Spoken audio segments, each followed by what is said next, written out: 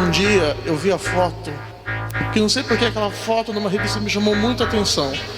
Eu cheguei para minha mãe e falei: mãe, decidi o que eu quero fazer, eu quero ser arquiteto. Tudo que a gente faz, e principalmente eu acho que a gente também deve se posicionar como arquiteto, porque um trabalho de base nosso seria sempre proporcionar a questão de criar um prédio que sobreviva a adversidades, que seja perene, que tenha estabilidade e uma série de fatores. E por um outro lado, a gente também tem que traduzir uma série de itens subjetivos, né? Os prédios têm um caráter, têm uma mensagem embutida. Mas como a gente faz isso e a paisagem urbana que a gente vê de como se traduz esses símbolos são muito complexas, né? Eu estava observando aqui mesmo em Balneário, você vê diversas simbologias, né? Você anda na Avenida Beira-Mar, você vê como as pessoas falavam isso nos anos 70, como falavam nos anos 80, como falavam nos anos 90, como estão falando agora, né? A arquitetura, ela tem esse poder de deixar uma comunicação feita em materiais. E o papel nosso, como arquitetos, é fazer essa decodificação desses sinais do tempo. Várias experiências bem frustradas no começo da minha carreira, que era a famosa história de fazer o que o cliente me pedia. No começo eu tinha uma relação muito servil na relação com o cliente, eu não tinha claro para mim qual que era o meu papel na história. E um dia chegou um cliente para mim no escritório e falou: olha, eu quero que você faça uma mesa igual a sua para mim. Eu falei: eu vou mandar imprimir o desenho. Ele falou: olha, igual, mas eu quero mais comprida. Eu falei: tá, a gente alarga. Igual, mas com gaveta. Daí ficou igual, mas com gaveta, igual, mais comprida, igual, com pastilha. Enfim, ele configurou a mesa X. Minha função foi de desenhista. Mandamos para o marceneiro fez. Passou um prazo, entregaram para eles, ele me convidou num sábado para ir na casa dele. Eu falei: ele tá me convidando para tomar uma champanhe, para falar obrigado, ficou linda a minha casa, né? Cheguei lá, ele chegou para mim e falou assim: como você vai resolver esse problema? E a mesa tinha vergado, sabe, canuou. Eu olhei e falei assim: mas eu? O que eu tenho com isso? Ele falou: não, mas você que desenhou. Eu falei: você acabou de falar, eu desenhei. Eu não sou uma fábrica, eu não fabrico mesa. Eu desenhei a mesa que você me falou, comprida, com gaveta. Eu falei assim: a minha mesa nunca vergou, mas como é que eu vou dar garantia na sua? E isso me gerou uma discussão naquele dia. Porque, por exemplo, assim, eu sempre falo que aprender com erro é uma sabedoria, persistir é burrice, né? Eu falei: tá, eu fui e fiz tudo que eu podia fazer para ele, né? Eu cortei uma parte da cadeia, que é cortar a parte do produto, né? Tipo, eu cortei o produto e eu fiz um handmade e o cara queria me responsabilizar por isso. Eu falei: quer saber de uma coisa? Eu falei: nunca mais. Eu falei: esse trabalho é de profissional. E nesse dia em diante eu decidi não fazer mais nada que me pedissem, né? E como profissional de interiores eu só ia comprar pronto. E eu acho que esse foi o start que eu tive há uns 8 anos atrás, de que eu queria entrar para a indústria do design. E eu tinha um budget para administrar do meu cliente, né? Eu consigo comprar cadeira, a mesa não dá para comprar. Quando o pessoal da loja viu, chegaram para mim e falaram assim: que legal, essa mesa do fulano? Eu falava: não. E essa outra do ciclano? Eu não. E foi indo no quarto, falou: de quem foram esses móveis? Eu falei: fui eu que desenhei. Então era um período que tudo era realmente o império do bege e do branco. São Paulo é a cultura realmente do neutro. Sabe? Em São Paulo é muito difícil você conseguir trabalhar a cor, trabalhar uma coisa que as pessoas não são tão abertas. Por mais que seja uma capital, há uma resistência bem grande. E essas peças nascem simplesmente de uma observação minha de cotidiano. Essa mesa mesmo, por exemplo, foi uma tropeçada que eu dei numa obra, e na hora que eu caí, eu vi uma desempenadeira de pedreiro assim levantada no chão. Na hora que eu olhei para aquilo, eu falei assim: nossa, isso dá para uma mesa. Mas para ela virar produto, entrar numa loja, foram 6 meses, muitos protótipos, muitas tentativas, um aprendizado muito grande de engenharia de produção. Eu olhei o desenho da marquise, para variar, eu olhei para assim: isso dá uma mesa. Eu estava montando a minha casa e eu não sabia se eu queria um sofá reto ou um sofá capitonado, tipo um Chesterfield. Eu fiquei reto, Chesterfield, reto, Chesterfield, reto, Chesterfield, e não comprava sofá, junta os dois. E daí nasceu esse modelo.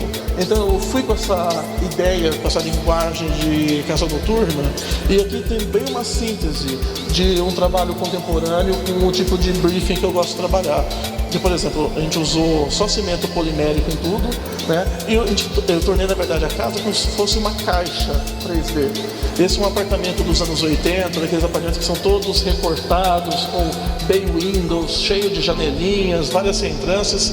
E eu, na verdade, até eliminei uma parte da área para o apartamento ficasse todo reto e todas as paredes vieram para frente, 15 centímetros, para ter isolamento acústico, né? E para poder criar esse jogo de LED aqui, ficou tridimensional, né? Ele passa pelas paredes, sobre teto e vai abraçando tudo. E ao mesmo tempo que a obra em si é extremamente masculina, nesse sentido de ser toda de cimento, né? A decoração eu já fiz por uma linha muito mais vintage, né?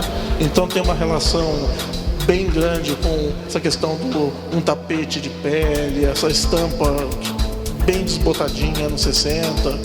Essa outra casa, o briefing que eu tinha era fazer uma perua do século XXI. Cracatua, abacaxi, rococó, DKP. Simplesmente escolhi um bom contraste de preto e branco, uma base bem contemporânea e daí pintada de mobiliário Jansen, mobiliário de design em tons mais sóbrios. Uma certa mistura, um pouco mais eclético, mas que ficou, na minha opinião, a cara da dona. Nessa casa, eu já tenho uma série de coisas que, por exemplo, em arquitetura, a gente consegue perceber uma linha que é extremamente brasileira, mais à vontade, com materiais naturais, sempre trabalhando com essa questão de repertório local, mão de obra local, né? E sempre um resgate de arquitetura brasileira, né? Que é a ideia das armações em concreto protendido, balanço, o uso de brises, né, para regular a parte solar, de temperatura e também da privacidade para as residências. E a casa se estende no condomínio, quando dá para ver essa foto, como se fosse um monolito, né? Então tem esse primeiro monolito de cimento branco e madeira sobre essa grande parede de pedra. Então a ideia é que fosse um campo aberto, né? Resgatando o conceito de uma varanda bandeirante, né? Mas uma versão completamente moderna. Eu sempre tive obsessão por balanços, por vãos, por suspensão. Tem um projeto que é muito interessante que eu vou mostrar agora, que é a minha casa de Londrina. Que para mim esse projeto foi um divisor de águas. E eu decidi fazer uma reforma gastando R$6.000. Quando começou a fazer o reboco novo, eu falei, nossa, tá ótimo no reboco, deixa. E na verdade não teve projeto. Todo dia eu ia e tomava uma decisão de trabalho que ia durar um dia inteiro. Toda vez que eu ia ligar alguma coisa na minha casa, as coisas estouravam, não ligavam, não dava contato. E eu falei, não, eu quero ver os fios. Cada conduíte leva só um fio. Tem horas que eu fiz um desenho de 40 metros só para chegar na tomada, porque não podia ter emenda nenhuma. Eu queria que essa casa foi publicada mais de 200 vezes, em vários livros, e abriu uma porta de comunicação para mim com toda a imprensa mundial. Eu tinha um grande desafio, que era fazer uma casa estreita, que não parecesse estreita, e foi uma casa que inicialmente era para venda. Então, para mim, por exemplo, assim, essa questão mesmo dessa foto e esses materiais é uma síntese de trabalho mesmo, que é escolher 3 produtos e esses produtos serem extensamente aplicados.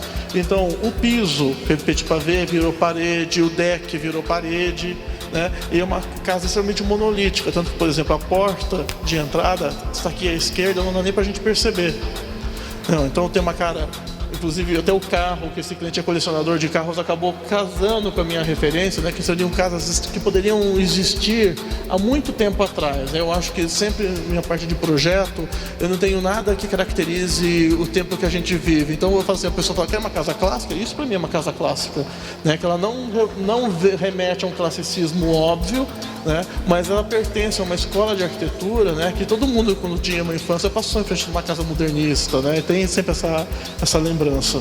Você pode fazer arquitetura utilizando os materiais mais simples ou deixando até expostos acabamentos, né, e itens que são de construção e chegar num resultado muito sofisticado, né? Então, esse ponto de vista do que é sofisticado, do que vai agregar valor, são pontos de vista que devem partir sempre dos profissionais, né? Você deve ter sempre essa experiência de vida para compartilhar com o cliente, né? Porque as impressões dos nossos clientes são tidas nas casas que eles visitam, no pouco de coisas que eles veem, e às vezes você passa o dia inteiro vendo coisas e você não vê nada, né? Porque você não está com o olho afiado para aquilo. Então também essa questão do treinamento de vista é um treinamento que todo profissional deve ter, e a gente também deve ensinar o cliente a ter esse olhar, levar esse tipo de sensação e ir além, eu acho que sempre é uma função primordial nossa como profissional.